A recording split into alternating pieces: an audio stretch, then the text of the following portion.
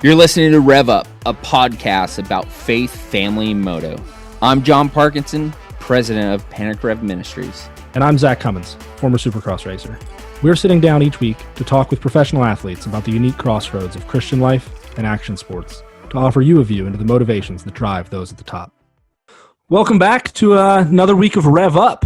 I'm Zach, joined with John, coming to you live, pre-recorded through Zoom. John, how you doing this week, man? I'm doing awesome. Another good week. Things are honestly picking back up a little bit out here where I'm at. Kids are able to kind of go to the BMX track and get out with a few other people to ride and have a little bit of fun. And I just got an email actually about some baseball practice. So maybe we get back to a little bit of normalcy. That'll be nice. Go ahead. Yeah, for the kids and just get them out and not cooped up in the house and just hanging out by themselves, getting out, hanging out with some friends that we know and able to go do a little bit of teamwork. I've heard, I think LA County is extended for at least another month, I think, right? Through July or something crazy, man. So yeah, I don't know how normalized things will be, but maybe a little bit. No, it's tough. My mom's in the restaurant industry, and they've been gearing up to open a bunch of their restaurants in this next week. And just with the governor speaking just the other day, and then I think it was de Blasio spoke. And this postponement has really hurt them as they were gearing up, put in a bunch of money to get everything ready to go, to start moving forward, and then now extended longer. It's unfortunate, but, safety first, so. Yeah, and that industry, man, that's hitting hard, and they got rents to do. I know certain things are being passed, but at the same time, got rent. Don't have any people coming in eating, especially sit down restaurants and that kind of stuff. That's tough, man. Definitely, yeah. No, it's hard. I mean, there are a lot of programs in place right now, I know, to help people, try to help people get through this. We had the stimulus checks come through quite a while ago. So people are hurting. A lot of charities acting up and trying to reach out to people in LA, which is pretty awesome. So that's good to see. For sure. Yeah. Yeah. Speaking about a little bit of normalcy, we had Moto Fight Club go off. Didn't meet expectations fully for me, but a lot of people were pumped on it. There was some good racing. I'll tell you, Bradshaw surprised me. He looked good. I think so. That touches on the charity note as well there, right? Those guys, I think, gave away a bunch of money to a bunch of different organizations. So that was pretty awesome to see. I agree. Bradshaw was the rider of the event, in my opinion. I don't know who would have expected him to be that close to RV, but I think had you put him and Villapoto on the track together a couple more times, they might have been banging bars. It was pretty rad. Yeah. Yeah. I know you and I spoke and had our picks. RV was most definitely up there for me just because he's RV, but we also had Tedesco and Alessi up there with Sipes. And ultimately, I guess Alessi was the bigger man. He's still racing. And Alessi, I respect it. I'm not dogging the guy at all. He raced like it was a national every moto. He did. I think it was it Bradshaw? I think that he raced first. Yeah. One of the older guys. And dude, he went like full speed the entire time. Right. And just stretched out a huge gap. It was super boring. But in a way, I guess that's respectful. We've talked about that with Trey and with Zach about how racing your hardest every time maybe is the best way to respect your competitor. Sure. So in that regard, Mike was full of respect. Sure. And I, that's just the guy, I think, unless he's just that guy and which I know it was a fun event and for charity and all that kind of stuff and get people to watch. But I think Mike had the mentality of I'm showing up, I'm going racing, and they're going to get my best. So, but yeah, he had that number one jersey ready to go. I think it was sitting in the van. Yeah, pulled that sucker out and never was able to use it before until at this point. So there you go, Alessi. Good job. How about Villo beating Sipes surprised me as well. I know Sipes is on a two-stroke, but still, I didn't expect Villapoto to be faster than Sipes because he kind of gapped him a little bit there. Too. He did. He was hanging it out to beat Alessi. He did. But yeah, I was surprised. I kind of feel like Ryan Sipes, that is, kind of put it in cruise control. It seemed like to me. Maybe. It didn't look. I'm not saying the first lap, all of them were going at it. Yeah. Going for it. But I feel like Sipes was like, I might be able to get Villo, but I'm not going to get both these dudes. I'm just going to put her in cruise control a little bit. How about you see Jake Weimer with the sketchiest moment of the weekend? That was pretty sketch, dude. That first lap, tried to manual the uphill rollers and rode the nose into the distance. Yeah. Got his heart rate up a little bit. Yeah, that was wild. He looked like, I imagine he just hasn't ridden in a while. Because he looked like he was trying to charge, but was like just uncomfortable on a motorcycle. Yeah. I mean, the way he looked is how I feel when I come back to riding after long breaks. Just that like little tick is missing, you know? Came through and like went for a cool wheel tap, but like missed it. And then, yeah, he's lucky he got out of that one safe. For sure. Again, I don't think he's been riding a whole lot. Yeah. I mean, he was on a Yamaha. I don't know if he's ever ridden a Yamaha. I'm sure it's a loaner, maybe from Villo. Don't know. Yeah, I saw photos of them putting graphics on it the night before, so I don't imagine it was his. Yeah. So, but speaking about racing, one of the series are going back racing this weekend. GNCC is coming back this weekend in Washington, Georgia. So that's pretty exciting. MX Sports getting things rolling. I know they're kind of two different identities, but MX Sports basically runs GNCC. That's cool. Getting back. I know they have a bunch of things in place for distancing and all this kind of stuff. But at GNCC, it's pretty crazy to think that the fans are lining the track and being social distance and putting that stuff to implementing that stuth. So is fan turnout usually pretty big at the GNCCs? I've never been to one. It's big, man. Think of have you been to Desert Race at all? I guess I've done some works races back in the day, but they weren't hugely popular, I don't think. Sure.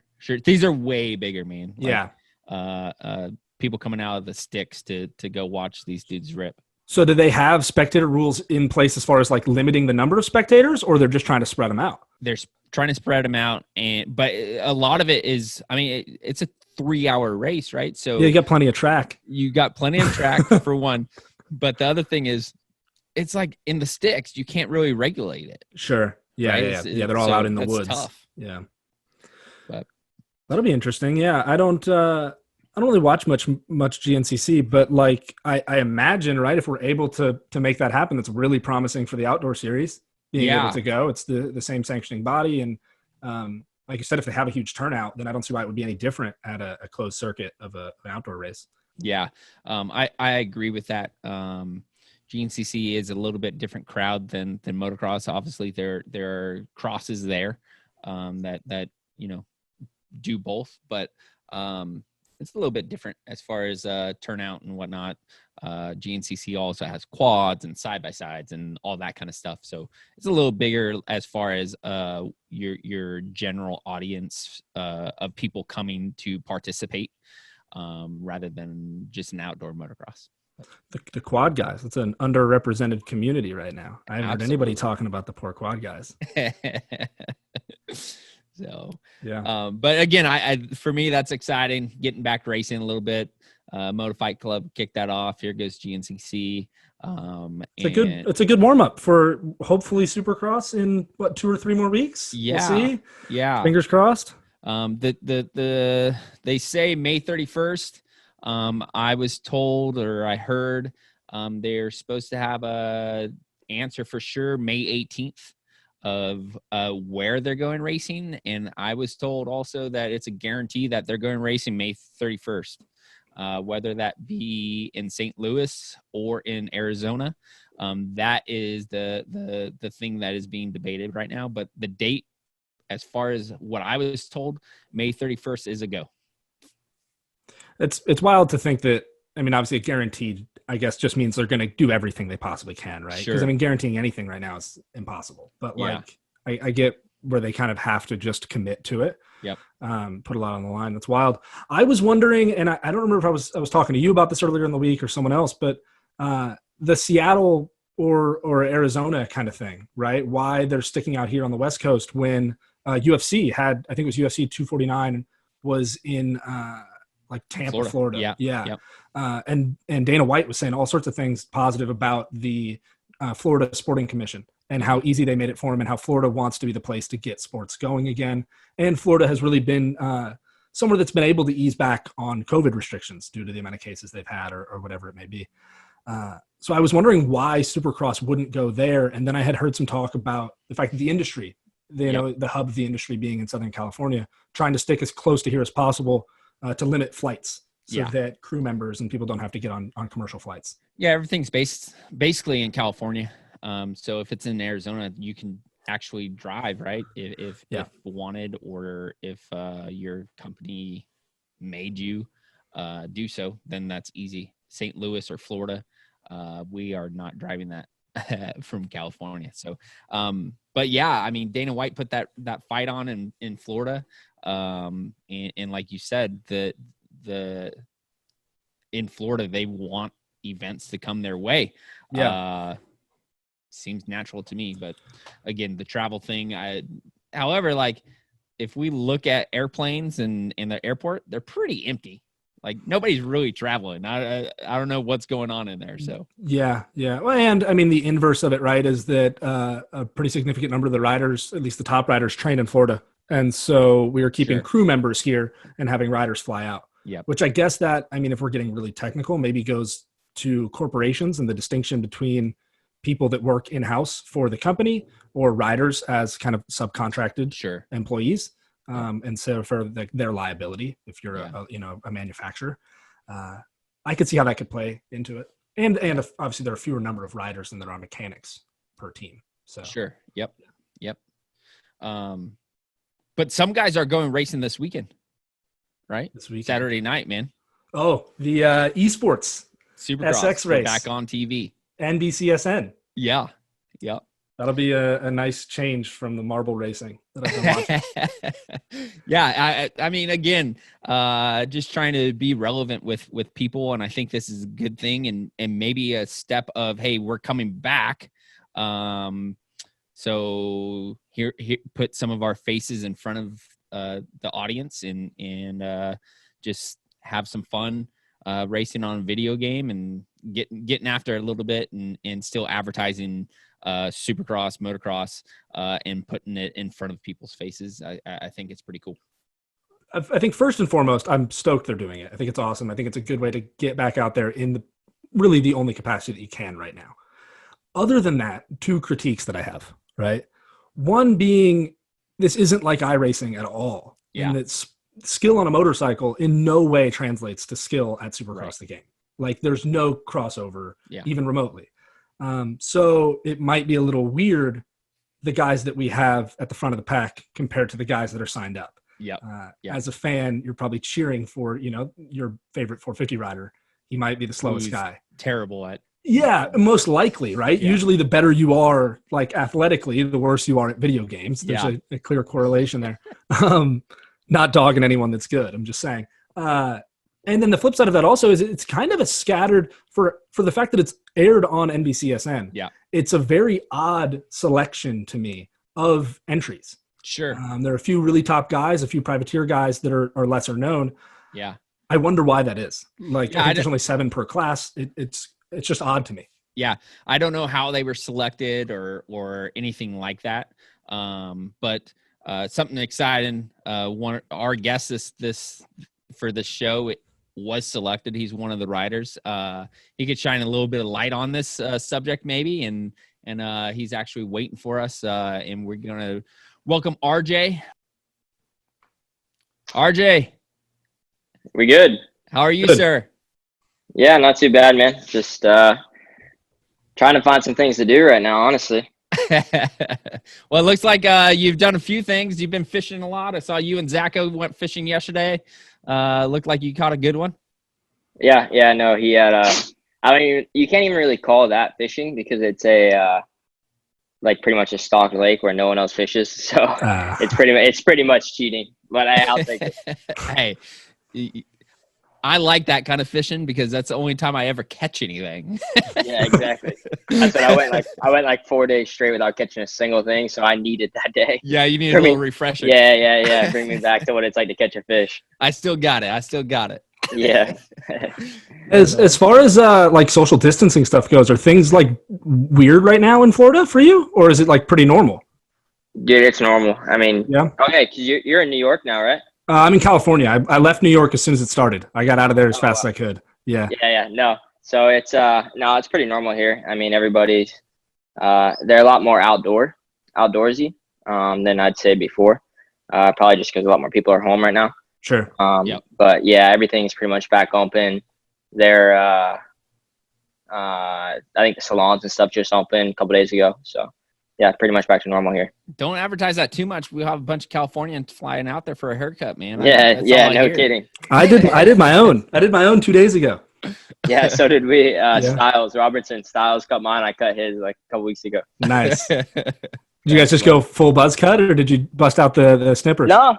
Yeah. Oh, look at that. Dang. Yeah. Styles might have a a new career if the moto Dude, thing wasn't doesn't work bad. out. Hey, don't ask to see his. Yeah, I butchered it a little bit, but I won't admit to it. I'm hiding the back of mine because I did it all with just looking in a mirror that was in front of me. Yeah, so I have no clue. I have no clue what the back. Yeah, that can't be good. Yeah. So Zach and I were just finishing up talking about the esports thing that Supercross is doing. I see that you're one of the guys on the list. How did that come about, and how you have you been training? Dude, it was kind of a last minute deal. So I only had a total of about 3 days with an Xbox before we went racing. So I did do a little bit of training, nothing at probably the top guys caliber, but felt like I was decent. I mean, I don't know what a normal person on a game would be like. So I felt like I did okay for my first showing, but that's what I was like. All right, if there's a round 2, now I'm now coming I'll out have swinging. some time. Yeah. Now I'll have some time to train.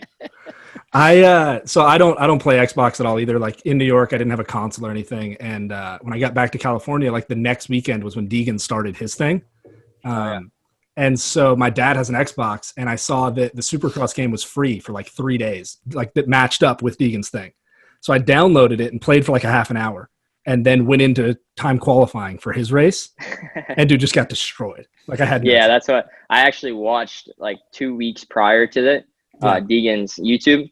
I was like, dude, like, all right. I mean, watching it looks like, you'll be fine. Yeah, dude. And then like I said, the last time I played an Xbox was probably almost 10 years. So it was like the first MX First ATV that I played back then, and I was decent. And then now this got thrown at me with like 2 analogs. Dude, it was all right. I'll give you that. You watch Deegan's thing, and you're like, man, that can't be that hard. It's like all the fans watching on TV, real Supercross. These guys, man, they just ride dirt bikes. What's so hard about this? There's a motor. They can't be that tiring. Jalik was unreal on it. And he was actually supposed to race with us on that. And then he ended up backing out. And it's a good thing, because I probably would have gotten. Yeah. By RJ. I would have been one more back. RJ scared him away. Oh, it's funny. That's good. How are you doing though? You with this break, you decided to have some surgery, and I know that was a injury that happened before Supercross actually started. What made you decide to go in and get that thing dialed in?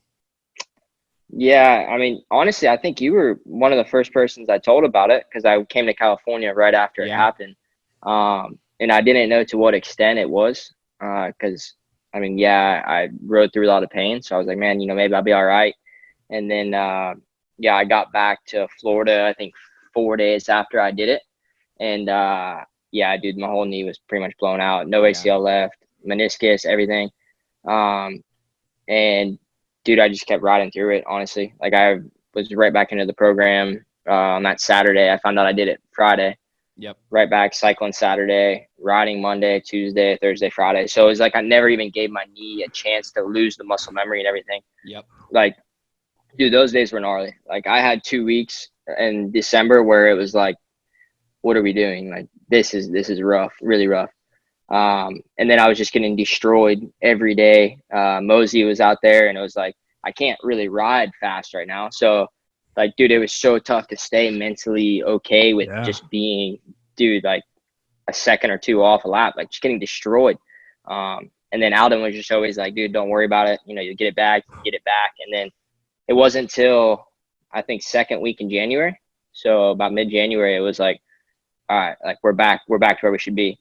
But even then, like, dude, I was riding through so much pain and everything that we did leading up to the season, there was no chance I was going to miss Supercross. Like if I could race, I was going to do it. Cause like, I feel like that's where I lack a lot of Supercross. So I really wanted to try to prove myself in that. And we kind of had a plan to get it fixed as soon as I could, whether that was at the end of outdoors or, end of Supercross, depending on how I did in Supercross. And then I rode one day of outdoors after Indy got canceled. And it was like, dude, my knee cannot handle this. Like, there's no way. And at that time, Supercross was supposed to start up in September. So I was like, all right, this works out perfect. Get my knee fixed, come back for Supercross, the end of the season, and dude, have a perfect knee. Yeah.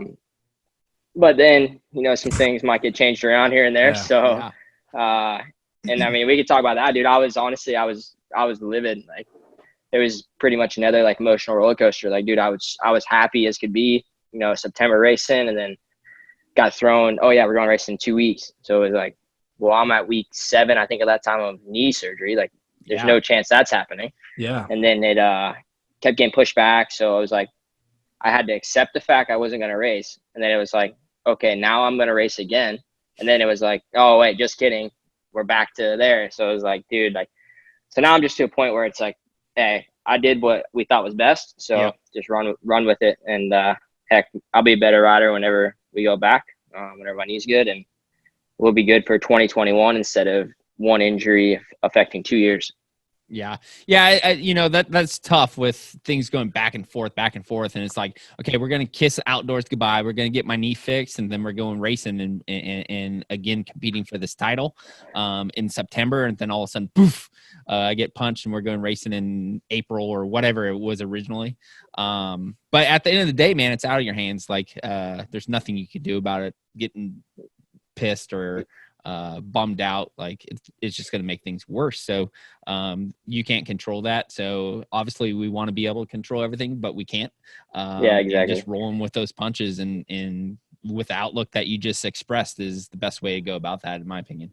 Yeah, no, definitely. And even like for once I rode Supercross or outdoors that first day, there was no one that could get me in for surgery because of the whole COVID.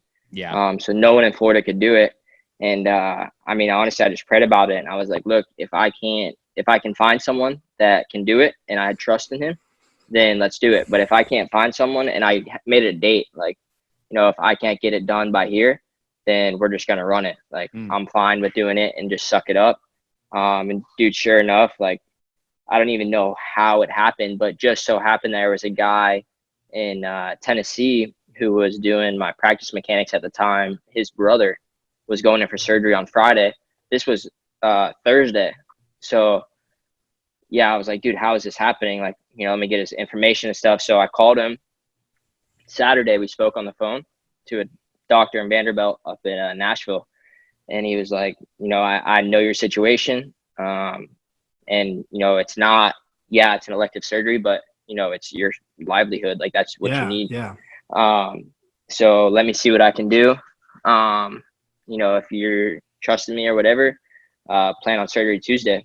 So I was like, all right, whatever. I got a phone call Sunday morning where it was like, look, I talked to the head guy and pretty much Tennessee orthopedics, and he would vouch for me. So it was like, cool, let's do it. Sunday I drove up there to Tennessee.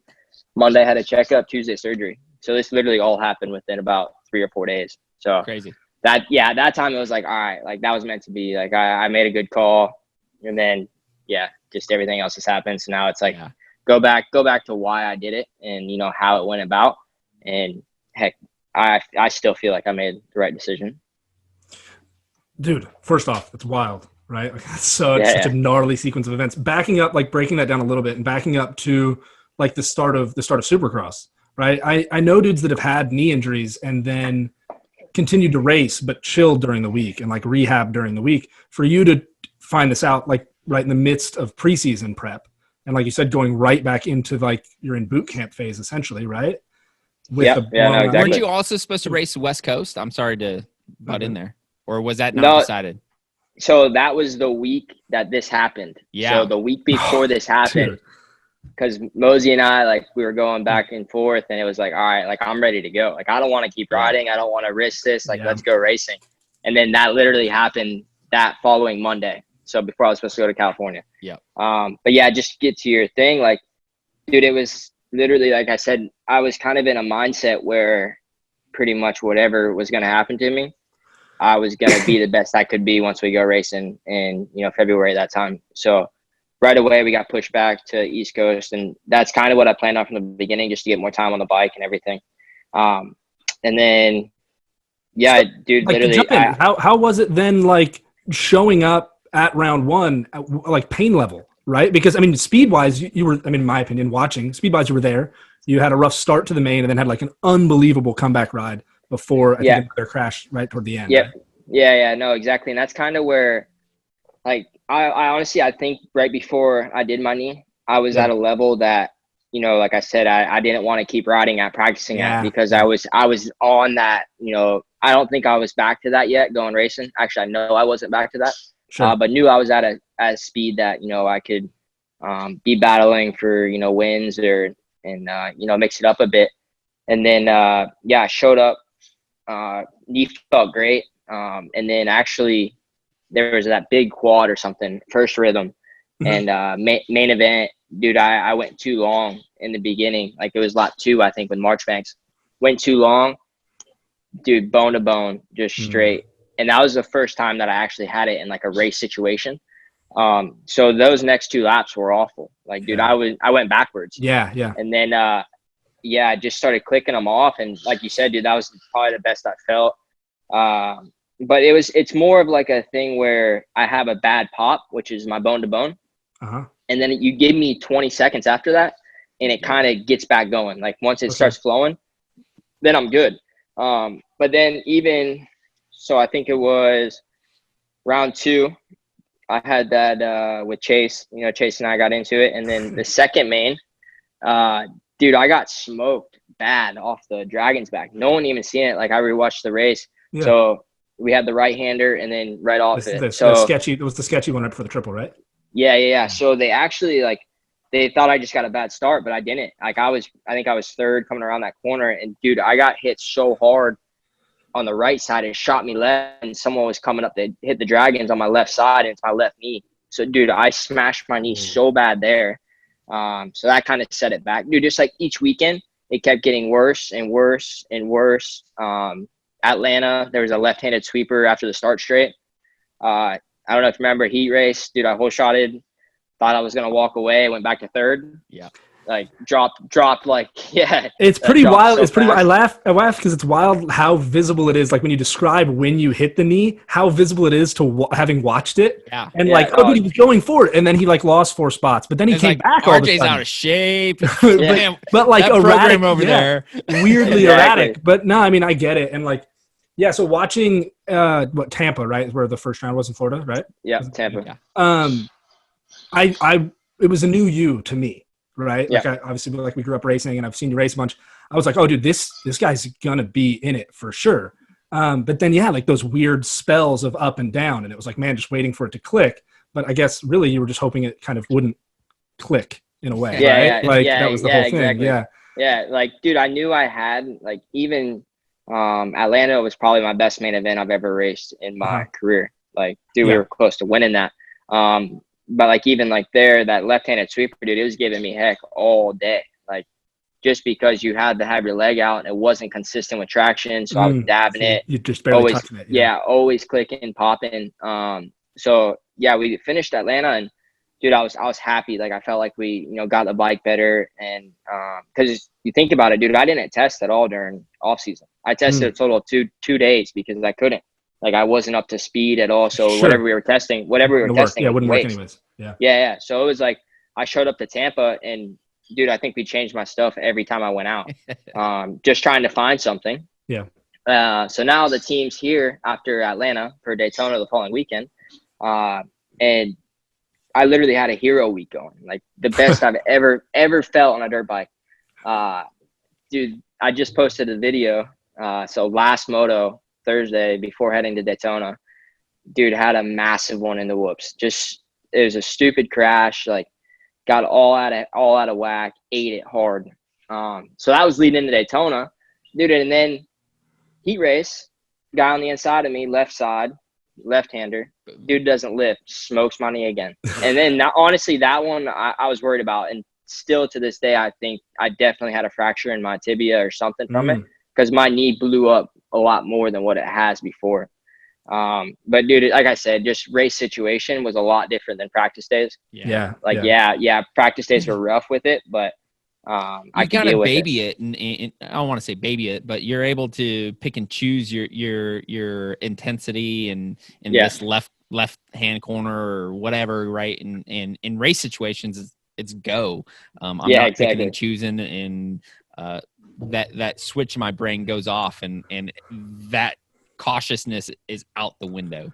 I think a part of the idea there is like the adrenaline kicks in the race. And so a lot of us are able to power through way gnarlier injuries in the race than we are in practice. But with that like power through mentality, like a broken bone or like a cracked rib or something like that, you can work through. But like a knee or a shoulder, a muscle-based injury, it's like, dude, the thing just gives out. Like, it doesn't matter how bad it hurts. It's just not working anymore.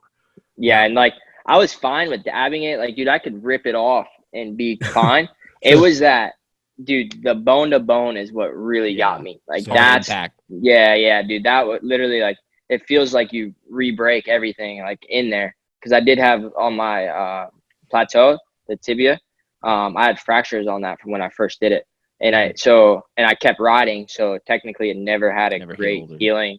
Yeah, so dude, I was beating it up pretty bad even on my last MRI before we went into surgery. Like, it showed a lot of bone bruising and pretty much just a bunch of hammering. So how's recovery going? Like how is that going? How where are you at this point, I guess, in the recovery stage? Yeah, so I'm just past 6 weeks. So yesterday was 6 weeks, and honestly, I feel like I'm about 3 months in. I was just gonna say 6 weeks. That's that point where it's like, dude, I can come back. Let's go training. I'm back. That's a scary stage of recovery. Yeah, like I went to the track for the first time Tuesday this week, and dude, it was like I could go out right now. Like, my knee feels better now than what it did before I got surgery. And we're only 6 weeks out. So I did hire a guy pretty much full time here in Florida though to do my therapy. So it's not like I'm doing anything wrong or slow or kind of babying it. Like, I'm doing everything I can right now to get my knee strong and back to where I'm comfortable to at least make a decision on when to go racing. Because right now we really don't know for sure what the deal is. I actually just got a text from the guys on the team. What do you mean by that? As far as like, if they go racing soon, I mean, you're saying you feel about as good as you did before the season. Is there potential that you just kind of wing it and start going for it again? Because you're still right there championship wise, or are you waiting until September? Or do you not know? I'm sorry to put you on the spot with that. No. I don't. Interesting. So I did kind of the dates and everything. We're in May. So May 26th, I'll be at 8 weeks. May 31st, as the text I just got says, they're supposed to go racing now at Salt Lake. Yeah. So it'll probably change again. So I said, maybe mid-June. If that's if it gets pushed back 2 more weeks, then I'll make a decision on whether I'm going to go racing or not. As of now, May 31st, it's not worth it. Like, even if we do go racing, we're going to have 4 races, within a couple weeks, and it's just not going to happen. And I think Dr. G might kill me if I do try to do that. But yeah, so I was, personally, I was just trying to get ready for outdoors because I feel like July 4th is a realistic date. I'll be at 3 months, the end of June, and just kind of, see where we're at. Yeah, exactly. Like, I'm not, out of shape right now by no means. Like, we're still hammering on the bicycle, and I started running a bit already, still in the gym, everything. So I feel like just once I get back and get a couple of days under me on some outdoors, because I only have 2 days total outdoors on a Husqvarna. And those 2 days were really good. So I'm hoping, once I hop back on it, just give me a few days, and then, like you said, just race my way into it. First couple might not be pretty. Kind of just have to remind myself, look, we'll find it. Yeah. That's awesome, man. I mean, I guess, from my perspective, then I guess fingers crossed in a sense, like, I don't want to put anyone out. And I know a lot of people, their livelihood is like getting back as soon as possible, especially like track. Yeah. But dude, like, that's what I said. I'm Like, kind of down to wait 2 more weeks as a spectator to have you on the line. Like, yeah, exactly. Like, it is selfish of me to be like that. Like, sure. Like, even whenever those dates came out, I'm like, dude, are you guys kidding me? Like, if this was even an option, if I knew this might happen, things would have been different. Yeah, but you told us all, look, September, October. So it was like, all right, I'm going to do this for you guys to come back and be a better rider for that. Yeah. And just count out outdoors and then get ready for 2021. And then they just throw that on me. And it was like, dang it, dude. Like, yeah, but I don't know. I mean, give it a couple more weeks. We'll see. It'll probably change again. Like I said, as the text I just got, it was 31st at Salt Lake. I had a conversation the other day. This person told me that they're going racing almost guaranteed on the 31st, but didn't know the location. Yeah. But like we talked about, guarantee is completely impossible right now. Dude, I've heard that so many times. Yeah. Or it's like, we'll know for sure on Friday. Sure. Nope. Hey, we'll know for sure Monday. Nope. Now this Friday or this Wednesday. It was like, dude. Now it's like, okay, cool. I'm going Someone fishing. Said Salt Lake. RJ's like, cool, I'm going fishing. Salt Lake. You have 6 different spots. Like, come on. We were better off just going racing at a test track by now or something. Right. But, yeah. No fans. We'll let's rotate Corona tracks. Yeah, exactly. Or come to Florida. I just seen like our governor said. Yeah. Our governor said, run it.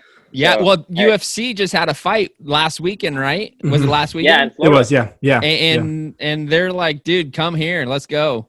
Yeah, exactly. I mean, heck, I would enjoy that. If it's in Florida, if it's the 31st, RJ's racing. I might be there for that. You could guarantee that right now. Yeah, exactly. As good a guarantee as their program. Guaranteed. As good a guarantee as we're gonna get. Yeah. They bring it to Florida, I'll be there. Hey, so a bit of a pivot, but something for me that's like going with that same trend and we just talked to Zacho last week, right? So like coming into this season, it feels like you made a similar transition to the one he did, coming from Geico, going to Rockstar Husky, and then kind of just being, and I don't mean to project it onto you, but it felt like you were at a different level to me. Especially knowing you were battling this injury. Not to get like way more serious, sorry, but like, my bad. But like, is there, do you feel that, I guess, prior to this injury or through this injury, like the program shift with Alden? Is it with the teams clicking with the bike? So it's scary how similar Zach and I's stories are. Like coming from Geico, pretty much taking a huge risk and, selling everything, moving your family while the baby's coming.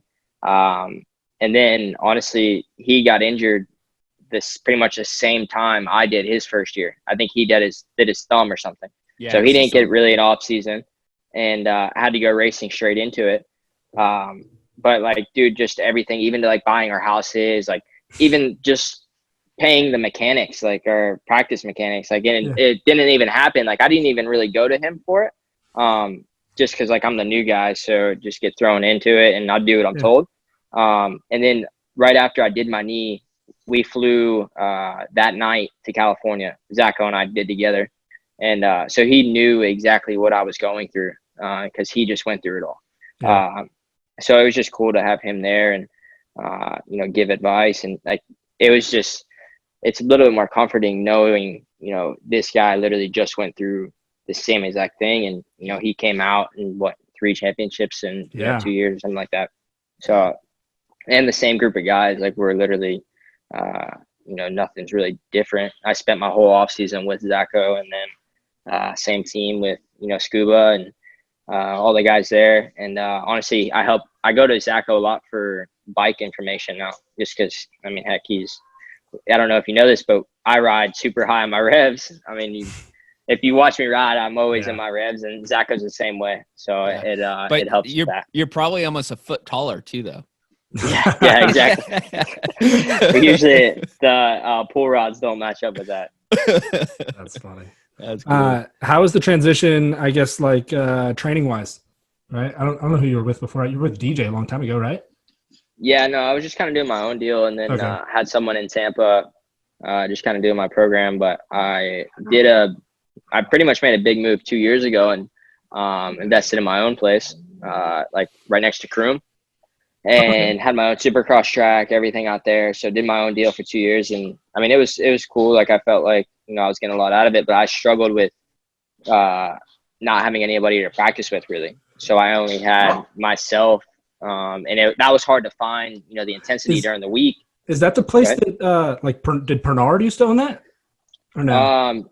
So it used to be BTO. BTO ran it. Okay. So Randy Yoho. Yeah, I know the name. He owns Dade City. Yeah. So yeah. Yep. So there's Croom is the big Florida park. Gnarly, deadly sandpit. Yeah. Yeah. So it's literally right there. It's right at the corner. Okay. Like Langston and all them used to train out there a while ago. Okay. So you got that place. Yeah, you started doing your own thing there. Yeah. Sorry. Yeah. So I had my own deal going, and then I left. I got on my Geico contract and had a couple options. But I said, look, if I can get Alden, then my Husky deal. This is that's where I want to be. Mm-hmm. So yeah, that all happened, and heck, like I said, I spent my whole whole off season with Alden. Like I spent 2 months with him before anyone even got here, which was cool and super beneficial to me. And then like it wasn't necessarily like it's not super gnarly or nothing like that, but it's just the whole package. Like dude, we got our doctors, we got our facility, our gyms, everything's right here in Claremont, Mineola area, and we got our guys during the week to practice with. Like I said, the intensity during the week is literally what we have on the weekends, which I feel like helped huge and kind of helped me get a little bit more comfortable with that race pace and sending it during the week whenever I never used to. Like I used to go out there and just click off the laps. I feel like that's what a lot of guys do, and I mean because this intensity, it does get dangerous. Like riding every day to that limit, like I said, sure, like I was doing in December, but it wasn't even like my deal that I did my knee on. I didn't even crash or anything. Like it was just one of those situations where I was coming into a sweeper and it was high speed. Zacho was just right in front of me and dabbed my leg, handlebar came down right on top, and that was it. Like I knew right away, it just blew it out. No crash or nothing. With you guys training together, like mental game is so huge, and you guys training together. I mean, most of you guys are the top guys over there, and they're competitors. So how much mental games do you guys play with each other, or is that kind of like something not going on at the farm between each other? I mean, it's not too bad because it honestly switches so much. Like Sure. some days I'm faster than Mosey and them, like by quite a bit, and some days we're battling. Or Cooper one day will pull out a ridiculous lap time and be hammering, and then the next day Zacho's beating him. So it just constantly changes. Is it genuinely not bad? I mean, so like I was obviously never on Alden's actual program, but I used to stay with AC, and he was training with Alden. And when I was there, like it was a group of guys that are all way out of my league, but there was definitely like homie was ripping at the practice track all day. On the road bike ride, I'm going to reestablish dominance. And then one he just rode like way beyond himself the whole road ride, like never took a turn out of the lead, and then was gassed all night. But it was like that pecking order but thing. He got it back. It was always happening. Yeah, like I put him in his place. Zacho on a bicycle is insane. Like sure. I remember the first ride I went with him. Dude, we were doing like 27, 28, climbing a little hill. And like I'm gassed, just trying not to drop. Yeah, dude, he gets on top of the hill and he waves me by. And dude, my legs are max. Like I can't go any faster. Dude, I just had to laugh at him. I'm like, and Alden's behind me. I'm like, dude, this is it. Like that's all I have. But no, it's RJ's like, Alden, he's calling you, man.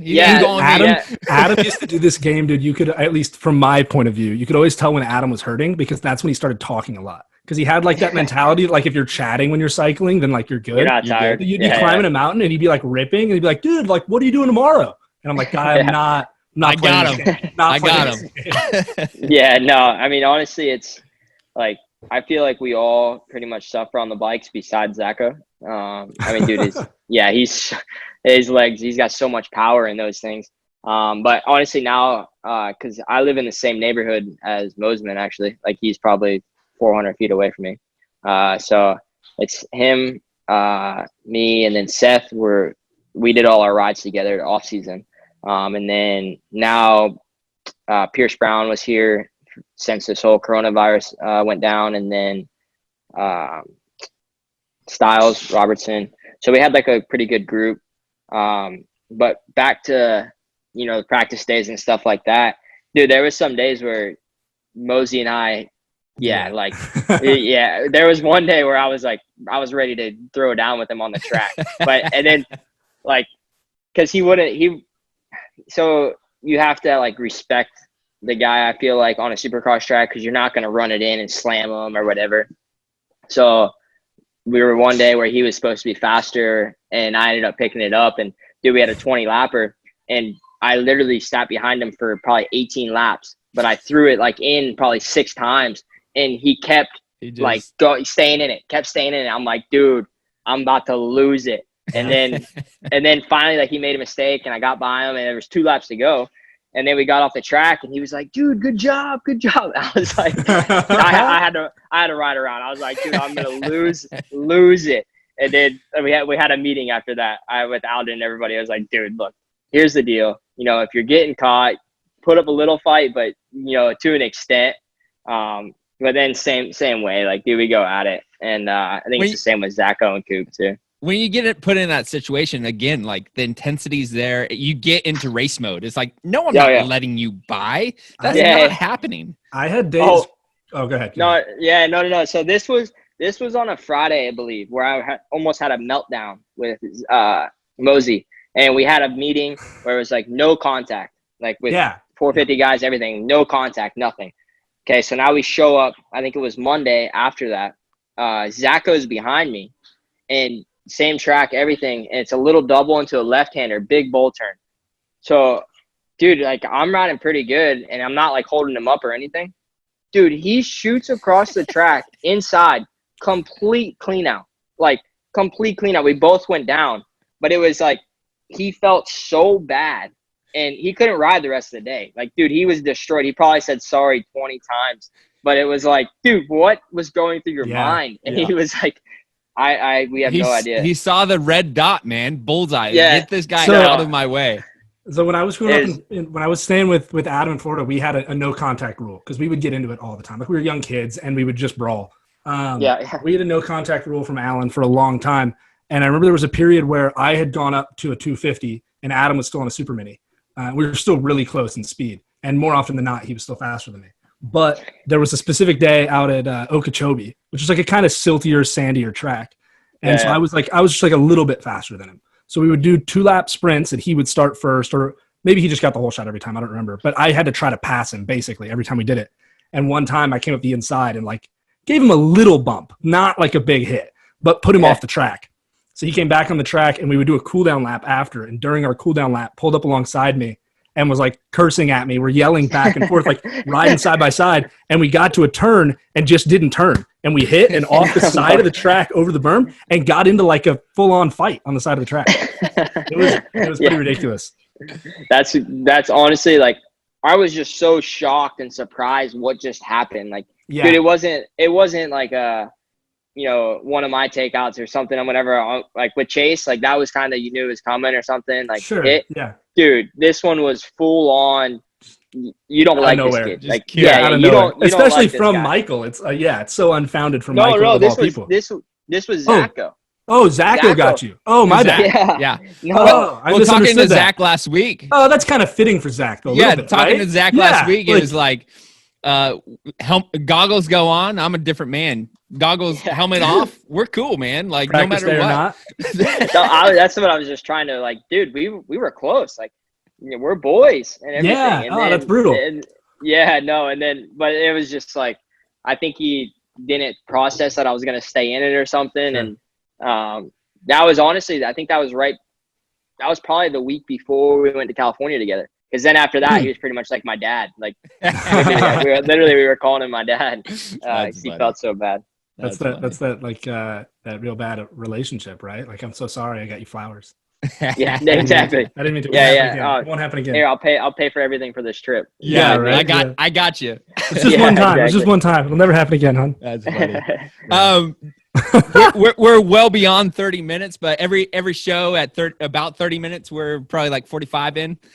We take a stop and jump into our devotional dig, where we get with our guests and we go over their favorite Bible verse at the moment, or all-time favorite Bible verse.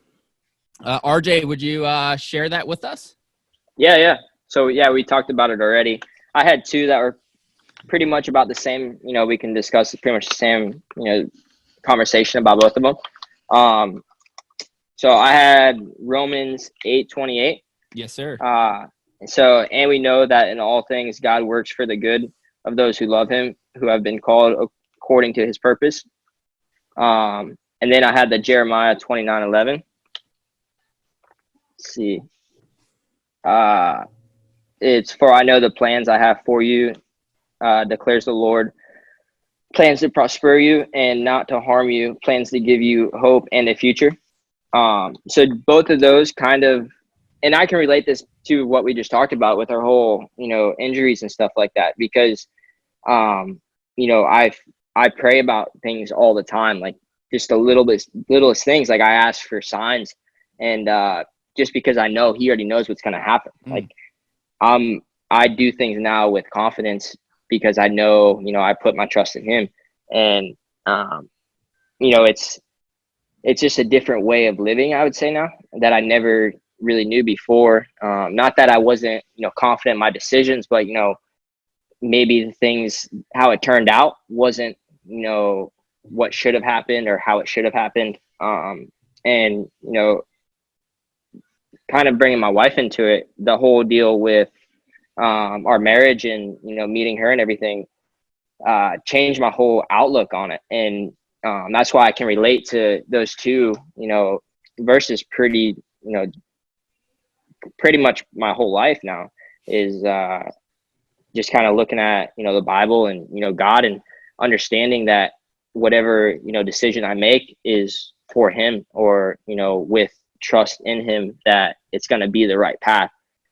Same thing with the Supercross deal, where it was like, look, I know now that I did what was right. I had the signs that showed me, look, this is what I needed to do. And if I miss Supercross, then heck, whatever, I'll be better for 2021, which is, I guess, what he wanted. I'm not going to second guess it now. I was going to say, I think there's something so liberating in my favorite verse has a similar message to this, right? In that it's kind of the idea of like situational good, or the good that we see, versus ultimate good, right? And the good that comes from him. And it's like, man, we can have such bad situations, such bad circumstances that suck horribly for us. But like this verse, right, 8:28 is he works those things for the good of those who love him. So like if your heart is after him and you give these things over to him, he'll work miracles with them. So like you can be in this situation where it's like, man, this is crappy. This situation sucks. But if I give it over to him, he's going to do something amazing with it. I've attached my whole life to similar verses, right? And a similar message. And I think that's the message of the New Testament entirely, right? Is like, through death comes life. And for us, it's just like smaller moments of that. No, I totally agree with you. I think through racing, we experience microcosms of that over and over and over. Whether that's through a big injury that feels like it ruins our career, or just like a bad race, right? Like any bad moto, you're like, dude, this sucks. What is the point of this? And then we get to experience that, like, oh, I grew as a racer in this way. I grew as an individual in this way. We get really small versions of it over and over. But no, I'm with you on it. Yeah. John, what do you think? Yeah, I've had many conversations with other riders, right? Like, again, not to throw names out there, but it's like, man, I wish I was doing this, or I wish I was doing that. And it's like, listen, God has a calling upon you, not your brother, not RJ. Like, he's not comparing you to these people, and in the situation that you're in, that's the place he wants you in, and he's going to make good out of your situation, right? As long as we give those things over and not envious of my brother or RJ or whoever the person is that you're like, man, I could do so much more if I'm on TV or if whatever, right? Talking about our sport. It's like, no, listen, the situation you are in right now is way bigger. You have a bigger voice than some of these people getting on TV, because your interaction with some of these fans are way deeper than RJ or Shane or Zacho, whoever, with a big old line, just signing, give, sign, give, very, very little contact, where you have contact and this opportunity to make a difference in people's lives, right? Like you could invest in these people's lives, where RJ and all you guys with these autograph lines aren't able to connect like that, right? And it's like, hey, God's going to make good out of whatever situation. And I use that as a cool platform. On the flip side, if we are true believers and we're walking, God's going to make good on blowing out your knee. It's a crappy situation, like Zach said. And, but God's going to come out and blow your mind of everything that he's doing in it and through it, and how he's going to touch other people through those crappy situations. No, and I'll jump into this.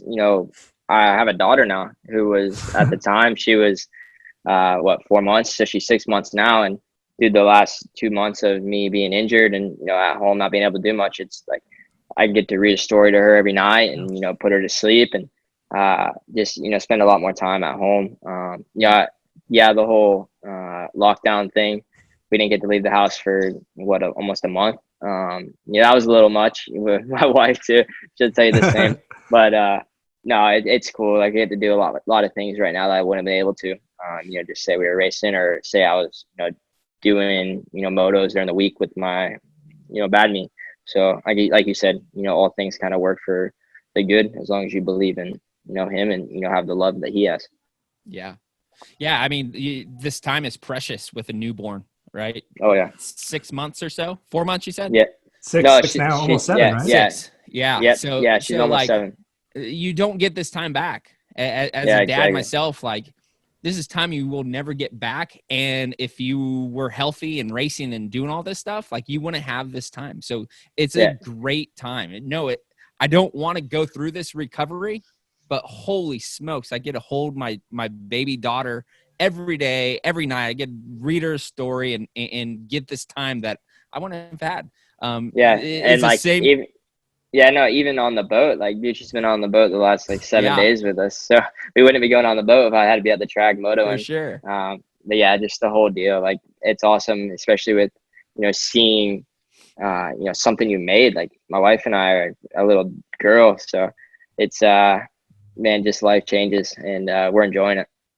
And I mean, going back, like, we were talking the other day, right, during our Bible study, about like the idea of like all the seeds that we plant that we aren't aware of, that we don't necessarily see like come to fruition all that soon. So like, going back to that idea of like, situationally, like, you're able to find a silver lining here, right? Like, you're able to spend this time, but also who knows what's going to come out of this, like how impactful this early time with her is going to be. Yeah.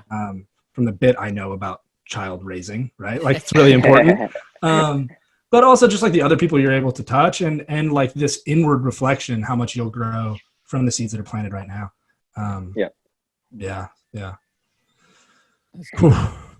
The word's gnarly, right? The Bible, like, hey, all bad things, by the way, like, also all bad things, those are going to be really good. Just trust.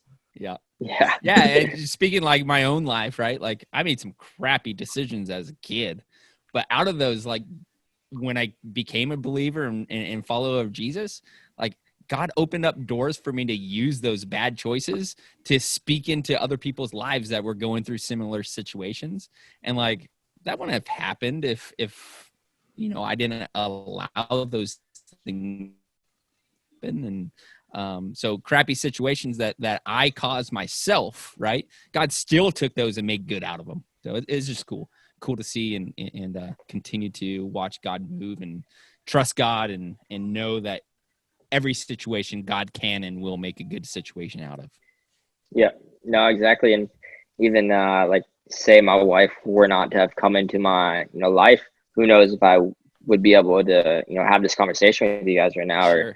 or, even be in this, new pretty much outlook on life and through, God and his word.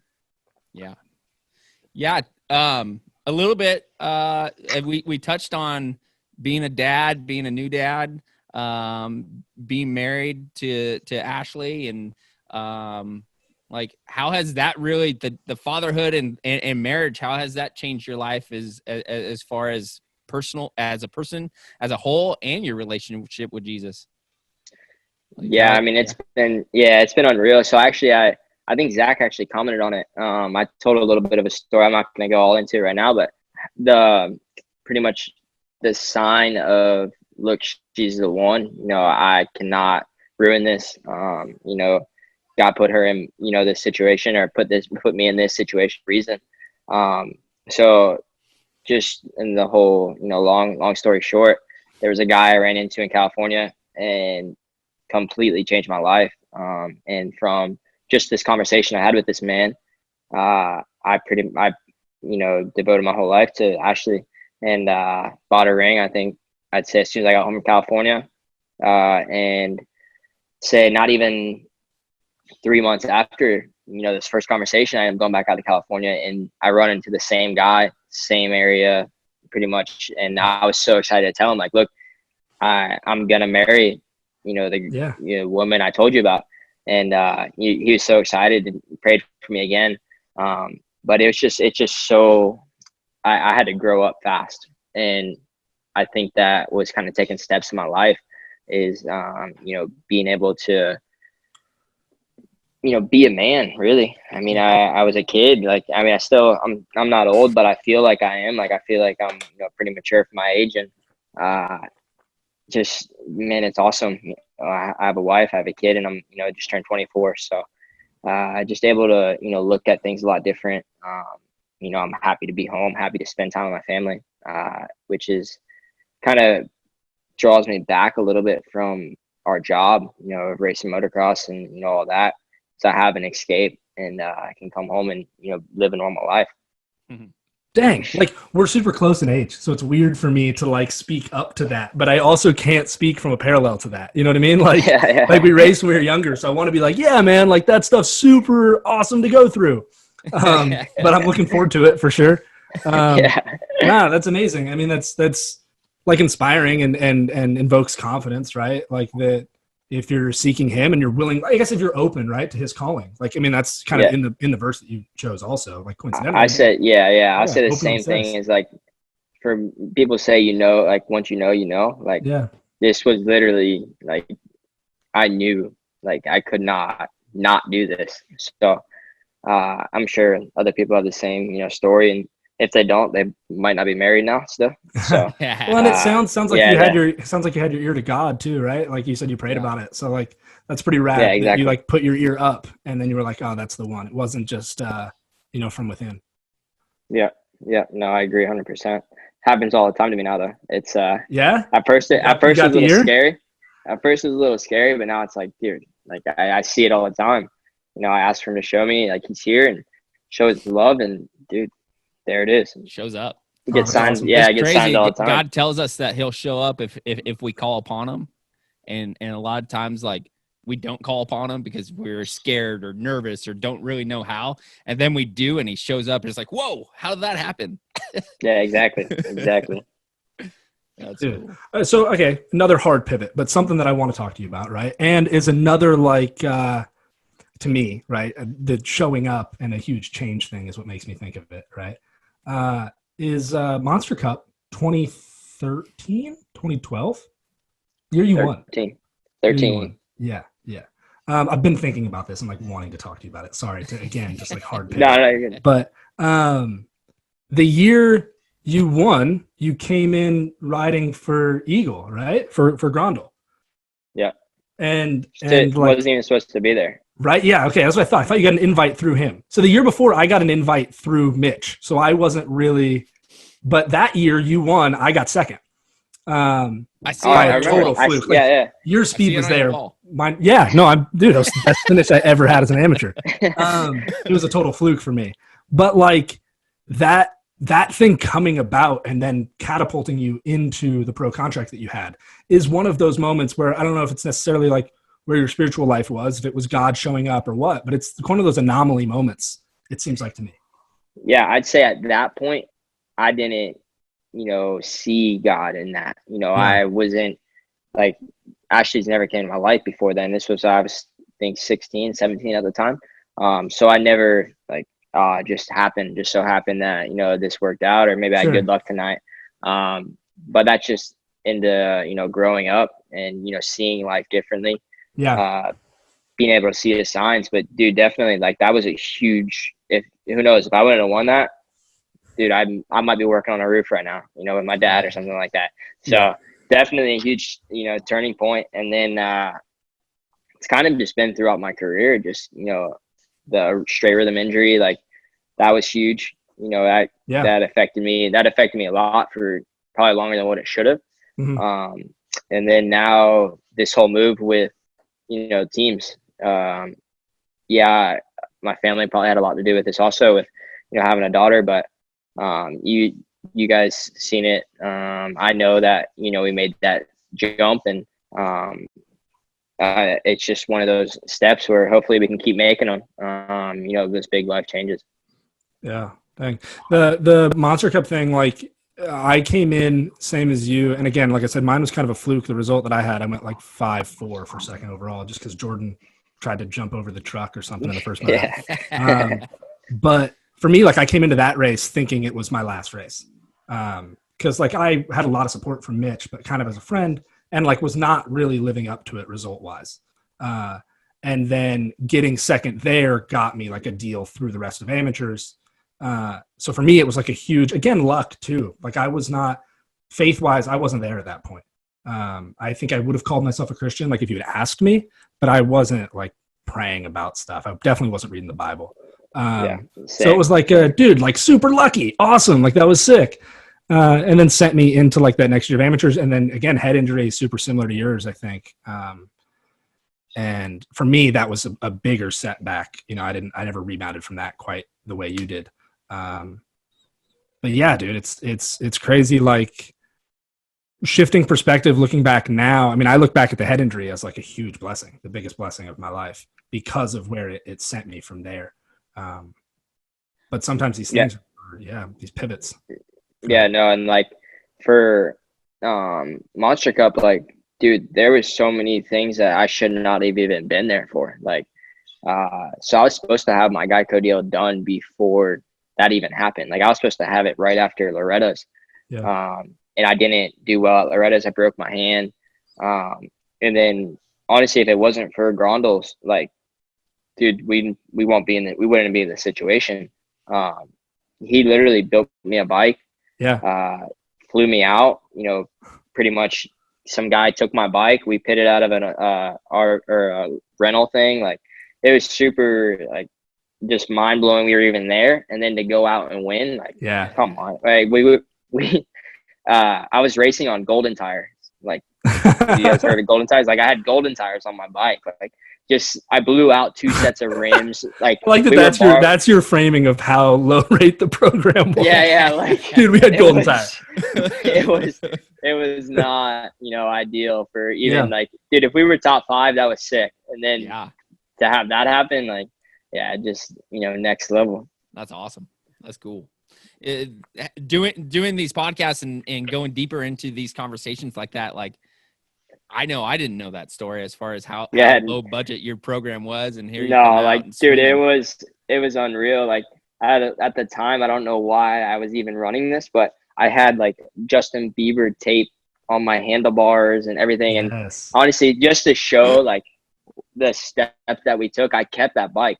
So Gronos gave me that bike, everything, just like, look, here's the thing. And it's a bummer that, dude, it just got stolen whenever I left to come over here. Yeah, someone stole it. But just to the point where it's like, dude, that was literally, I mean, huge for even Grondels, like, because now they can pretty much say they are one of the big reasons why I'm, here, why I'm in the situation that I am. Like, dude, if it wasn't for them, I know I wouldn't be here, because there was a point where it was like, after Loretta's, it was like, dude, I don't have anything. Like, Yeah. I don't even have bikes or nothing. And at the time we were pretty much, Eric and I were just good buddies. I spent some time up in New Hampshire with his family, and kind of just, we gelled well, and, you know, they just trusted me really. And yeah, it ended up paying out huge. Even like for a lot of my pro career, Mike would always step up and, you know, help me out in whatever way he could. Like I don't know for sure, but I feel like he had a lot to do with my pro deal, you know, coming into Geico. Yeah, I could tell.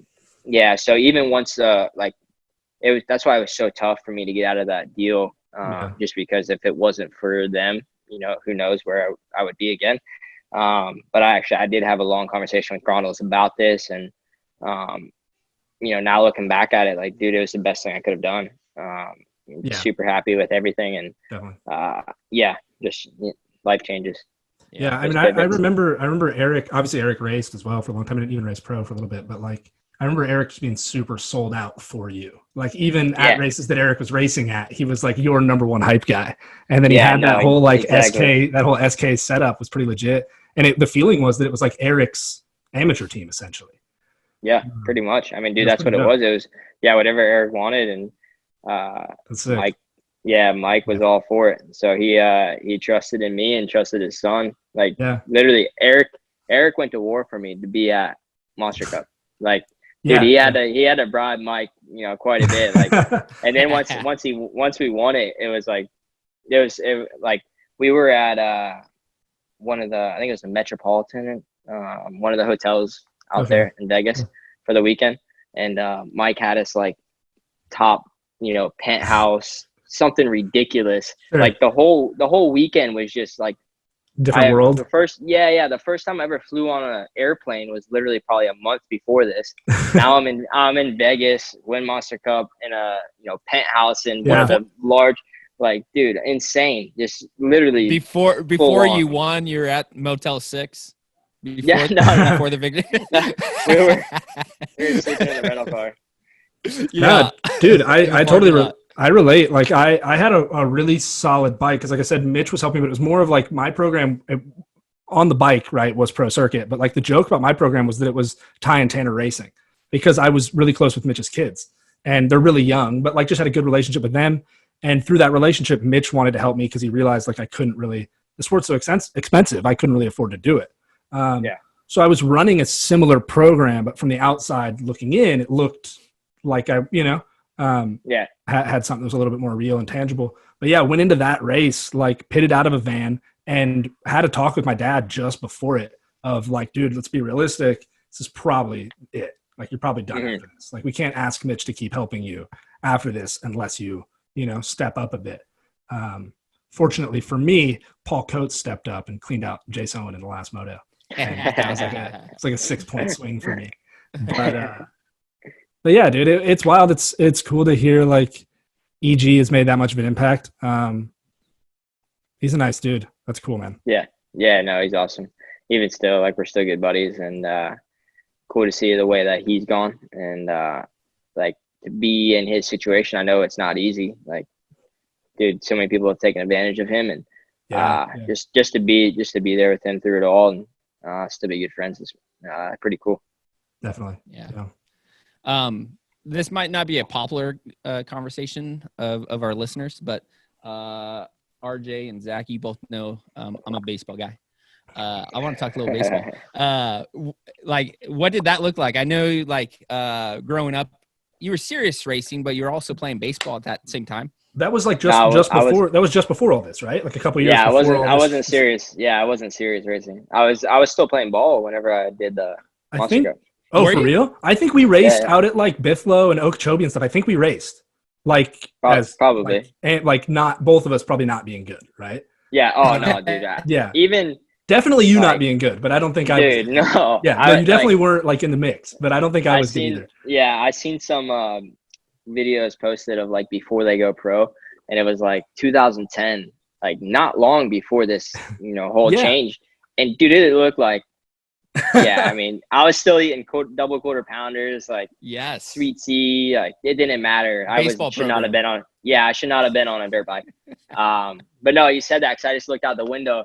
my neighbor is a big baseball kid. I thought he was out there hitting in the cage again. Gotcha.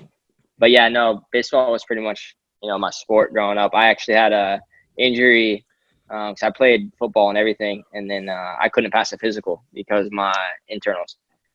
So I had a pretty big crash when I was like 12, I think, or something like that.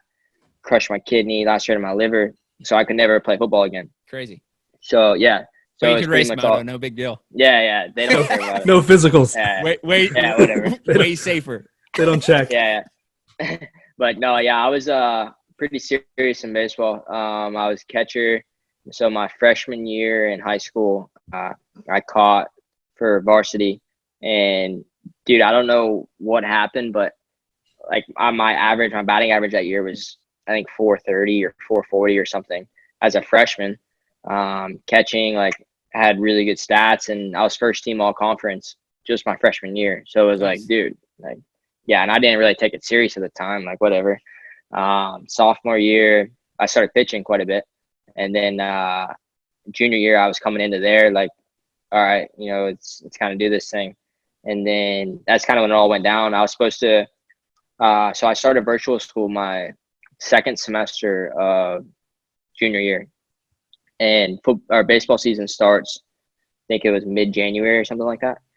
And the second semester started, I think, January 1st or whatever, right after Christmas break. Yeah. So the only reason I was allowed to do virtual school is because I still had to play baseball. That was the deal I made with my parents. And then, dude, I think I played 3 weeks of baseball and having to go train, like actually train for dirt bikes. And it was like, dude, there is no way this is happening. Like, yeah. So I ended up just pretty much going all in with moto. And at the time, I started training with Timmy Ferry. And then, dude, I've probably thrown a ball 10 times since then. So it's literally been. You need to come back out of California and put my kids to work, man. Like, dude, yeah, like I want to go throw with this kid. I haven't even walked over there yet, but I was literally he was hitting on off a tee yesterday, and I was like, dude, I just need to go over there and start playing with him a little bit, bring it back. But dude, my shoulder was killing me before. I stopped playing, so now I mean it might have regenerated and be making a comeback again. You might be throwing 99. Yeah, no, I was throwing pretty hard back in the day. Like, I mean, I was getting in the 80s, like, for coming into my junior year. Yeah. And then it was like, all right, see ya. Never going to play baseball again. Was that the vision as a kid then? Like when you were 8, 9, was the vision baseball? I mean, dude, honestly, where I grew up in Hudson, Florida, like, yeah, I don't even know if anyone's really went to college for D1 for baseball. But we, I mean, I would like to say I was a pretty good baseball player, and I just never really put, fully committed to being a baseball player. It was always both. Like, let's ride a little bit, let's play baseball too. So was it both, or was your heart usually like leaning towards moto, and that's kind of how that happened, or it was truly both? I mean, honestly, like, there was just a point where I didn't really see myself living, a baseball lifestyle, or, going to college and, just, I don't know, being that type, really. I mean, not like it's a bad type, but it was just like, look, this is my, calling. Like, I want to race dirt bikes. And I don't know if at the time I was thinking, dirt bikes are safe, or, this is a cooler route or something, but I don't know, just felt like I had more of a chance, really. I mean, the percentage is small, but in both, but it's really small in baseball. Yeah. So yeah. And like, I didn't even really have anything going for me at the time when I left for moto. I mean, I was training with Timmy and that was it. Yeah. I had Carport Empire at the time. He started helping me out, which is now Keen's Buildings. And it's pretty cool. Like, that guy also is Kevin Keen. He helped me out from that time. He met me playing baseball, bought me a bike, started helping me out back in 2012, I think 2013. And to this day, like, we just had a deal again for Supercross. So it's, same thing, like, dude, just good people that, want to help me out, and just glad I can at least repay them a little bit now with, some TV time and hopefully some wins here in the future. For sure. You guys know who has kind of a funnily, eerily, I don't know what the right word, funnily is not a word. Interestingly, intriguingly, similar story, but not super known about the story. Mitch Payton was played baseball like growing up, like was full in baseball. Yeah. And then raced off road a bit, like desert stuff. And then I want to say like 15, 16 made the pivot to just moto and then went hard desert stuff. And I think he won like a 125 championship with Husky doing desert stuff. Oh, wow. Like the year before he had his accident that put him in the chair. And then obviously was the catalyst to everything he's done since with that work ethic. Dude, but that's pretty similar. He was big. I respect Mitch a lot. If I had an answer on if AC was going 450 last year, we might be on a green bike this year, but we couldn't. I've heard that. I've heard that a few times from Yeah, we couldn't get something final, and I had a pretty good opportunity over here with Husky. So, for sure. But yeah, you never know in the future. Might be a Mitch guy. He's always had fond things to say of you. Yeah. Yeah. No, we're pretty close. And we're close to a point where it's not like, I'm calling him up or whatever, but it's like when we see each other, we know like we're good. Yeah. But sure. I have that with a couple guys right now, and then so we'll see. Yeah. Hey, I'm happy with where I'm at. In your back pocket. Yeah, exactly. It was. I don't even know if I can. I'll say it anyways. We we ended the season outdoors just last year. It was the banquet thing. And so I was going in the bathroom and like I walked by the Star guys. And like didn't really think anything of it. And so I was going to the bathroom in the urinal and Bobby Reagan comes up behind me and like puts his hand on my shoulder and he goes to the one next to me. He's like, son? Like we had a full on conversation in the bathroom. And it was like I've never really talked to him before then. And it was just like, oh my gosh. First conversations in the bathroom at a banquet, him knowing I'm going to a different team. And it was just like one of those moments where it's like, this couldn't happen anywhere else. Dude, that's such a power play, right? Yeah, exactly. Straight to the bathroom. Yeah, let's put it all on the line here, my friend. Yeah. Yeah. Sorry, awesome. Kobe's trying to get some TV time too. That's cool. Yeah. How did the Timmy thing come about then? Right. So you went from like sorry to keep like drilling you with questions. I just don't. No, you're good. You're good. About this stuff, right? The Timmy thing. How did you pivot into training with Timmy from the sticks, essentially? So back to Randy Ojo, owner of Dade City. Yeah. Timmy came to him, and Timmy actually lived right by the track, literally right behind it. And we're actually Hudson, Florida, where I grew up, is in the same county as Dade City, where that all is. And were you and Freeburg boys growing up then? Yeah, we were close. Freeburg, I think, he's the Dade City champion, I thought. Yeah. Right. No, I was. Yeah, Dade City was like it's 20, 30 minutes from where I grew up, so I was there. Yeah, that's where I raced growing up. Like I didn't really go any. I mean, I went somewhere other places, but Dade City was really all I cared about. But yeah, so Randy just kind of seen a lot in me, and seen the drive I had, and put me on to Timmy. He's like, look, this is the guy you need to work with. He doesn't have the funds to really do anything right now, but we'll find someone to help out. And sure enough, came to Kevin Keene, and I'm almost positive that's how it got going. And the time I was driving from Hudson to Dade City where Timmy lived, and that was it. I mean, dude took off from there, and then Grondels came in. So at the time, I don't think I would have been able to stay training there.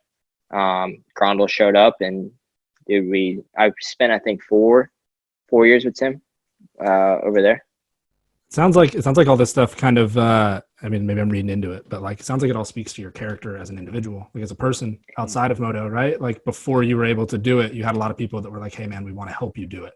I kind of see myself as someone that earned everything that we have, and I don't know, I that like you said, just my character and, what you're going to get out of me is the best. That's literally every time, even for now, like with being a father and, I'm going to be the best dad I can be. And then, my job right now is to rehab this knee. So that's what we're doing. Just whatever we do, we're going to do it right.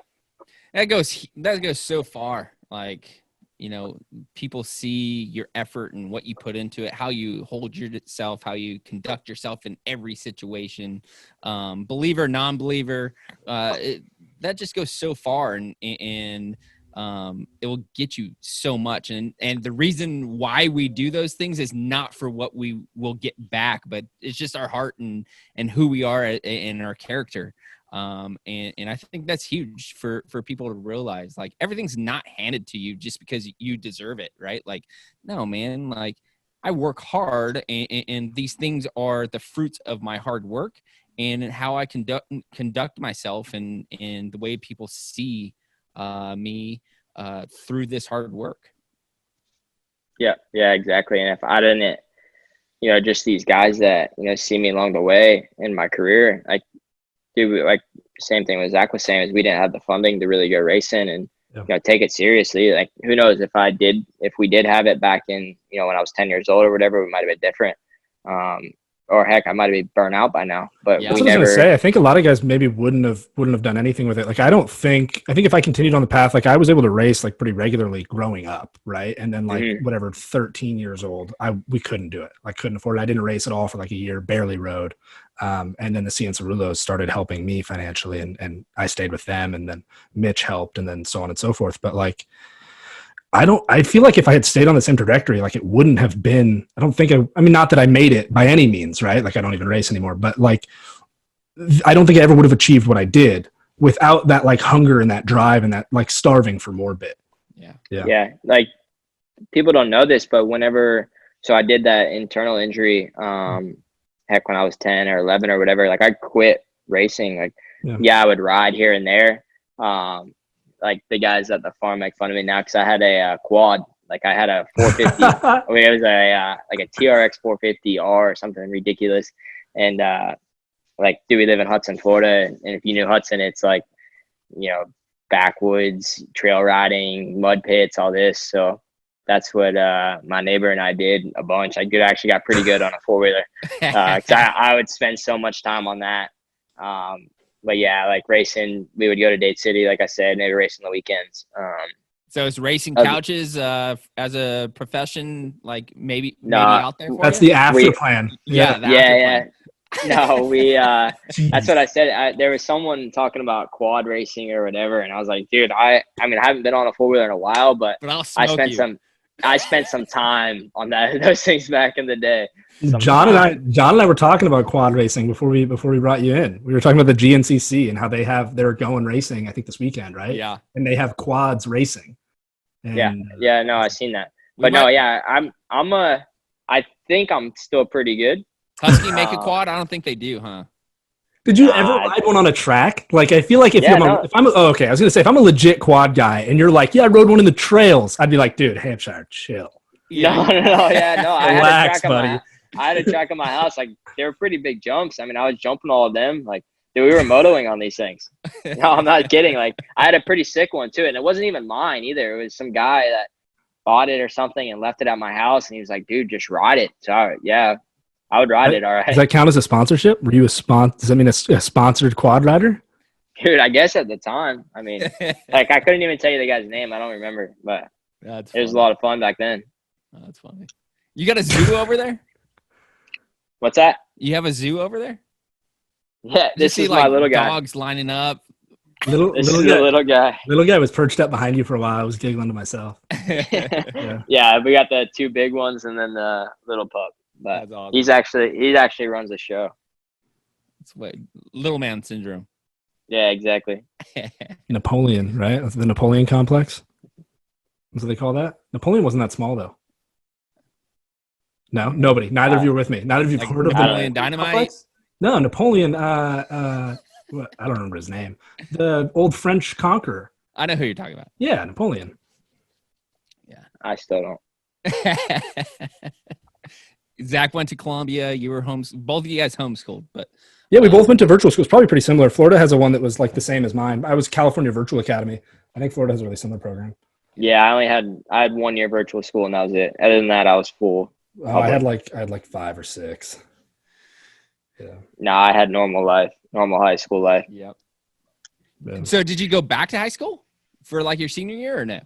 No. Okay. That was it. So I was able to finish my senior year early. So I had almost Gotcha. a year of virtual school. Gotcha.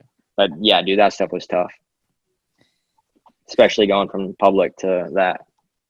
I'm gonna be honest. I'm super pro education now that I've gone to school, and that's like my claim to fame at this point.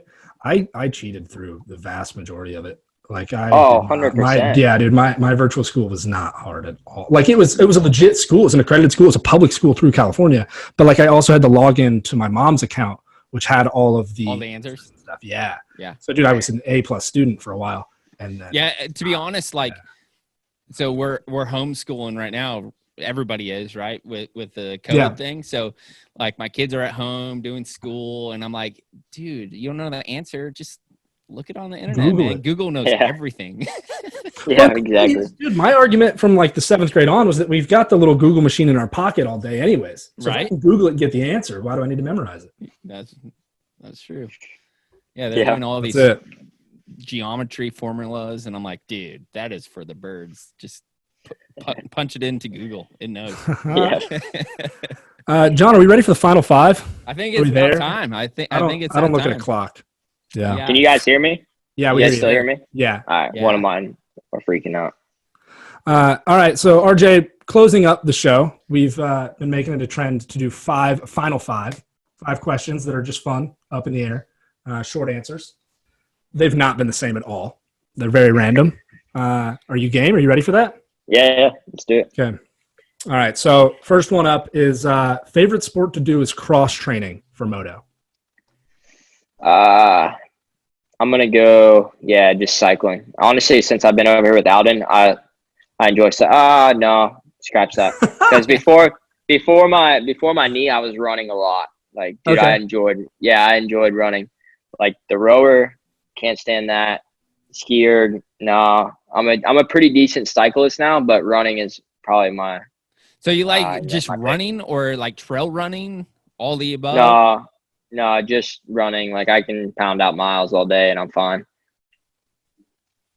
You're not there, John. I'm not here.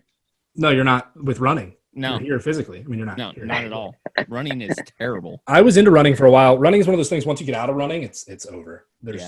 Especially when you get older and fatter, right? Like it's hard on your ankles. It's hard on your knees. Like just don't let yourself get there and you'll be all right. All right. Number 2. What is one product you'd have to seriously stockpile if you found out they weren't selling it ever again?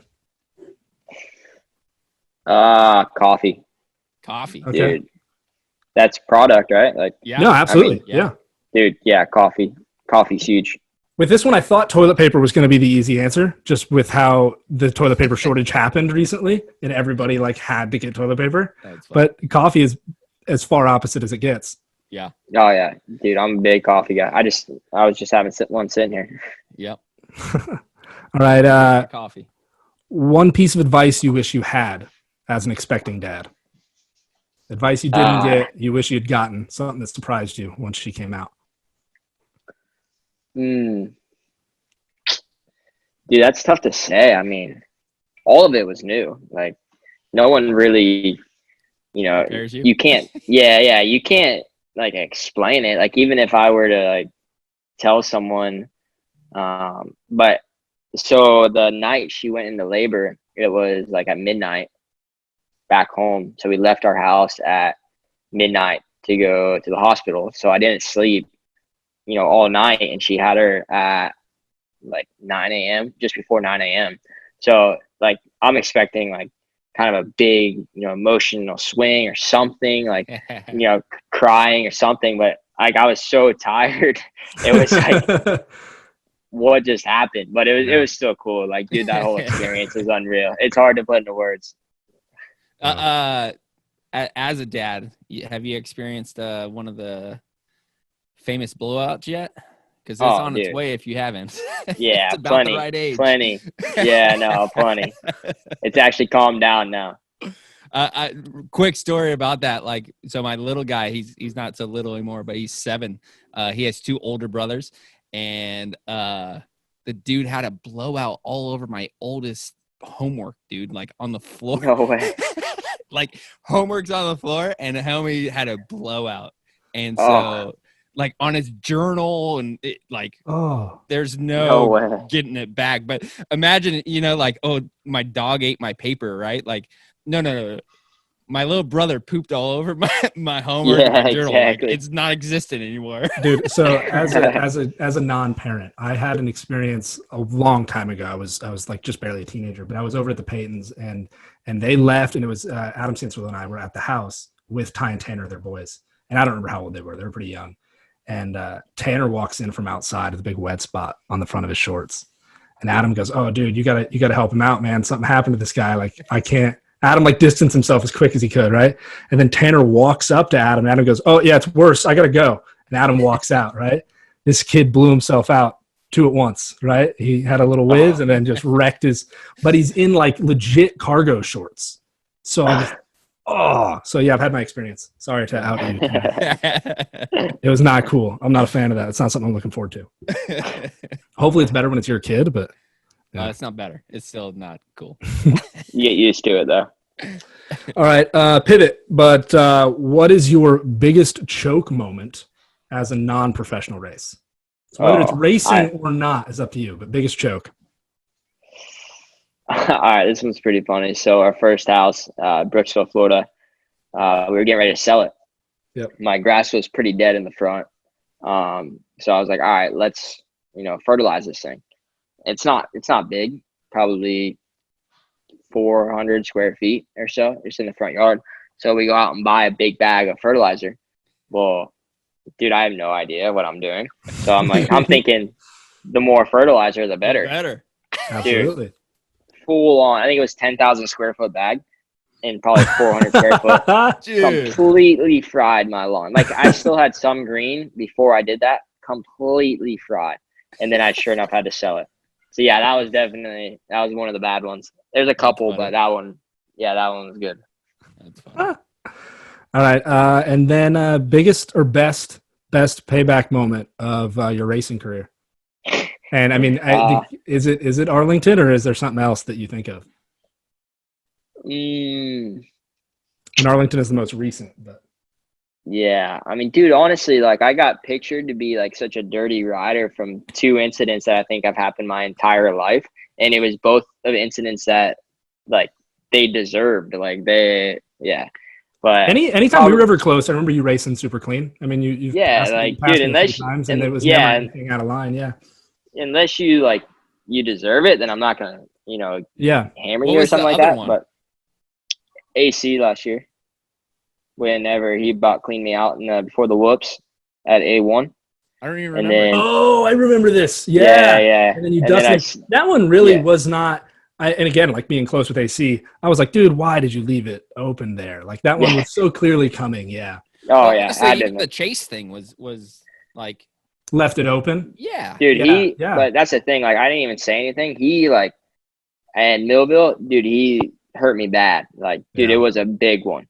Yeah. And so he knew it was coming at one point. And like, we've told him, like, dude, look, you're gonna get it at some point. And dude, kidding me? Supercross first win, like, yeah, you're not just gonna leave that inside open. Like, try to do something. But yeah, I'd say people were leaving that inside open all night too, though, right? But yeah, and then it happened again with Jordan. But like, I didn't even touch him. Like, I went inside and he was having a rough night. He pretty much just fell over. Yep. Yeah, like. Yep. Nah, that was probably it, though. I don't think Sure. I've gotten cleaned out plenty of times, but most of the time I'm like, all right, I probably deserved that one. Or I left it open or something like that. But, yeah, no, that's it. Yeah. All right, man. Well, I mean, that's all I've got for you. I really appreciate you giving us this much of your time, dude. No worries. A lot going on, but whether that's rehab time or fishing time or family time. Glad to catch up with you guys. It's been a while. Yeah, it's been fun, man. It's been a pleasure to get to know you a little better too, man. I mean, I know we've been in similar circles for a long time, but never really had like a real chat like this. So yeah, cool. No, exactly. Well, glad to see you guys doing good, and sure, appreciate it. No worries. Sounds good. See We you will guys. talk to you soon, and heal up, my man. Yeah, appreciate Keep it. See pushing you guys. forward. Later, bro. Thanks for tuning in to RevUp. Be sure to hit the subscribe button so you don't miss any new content. Check us out every Thursday at 5 p.m. And if you're interested in learning more about PanicRev, head over to panicrev.org or follow us on Instagram. Until next week, I've been John Parkinson. This has been RevUp. Stay healthy and God bless.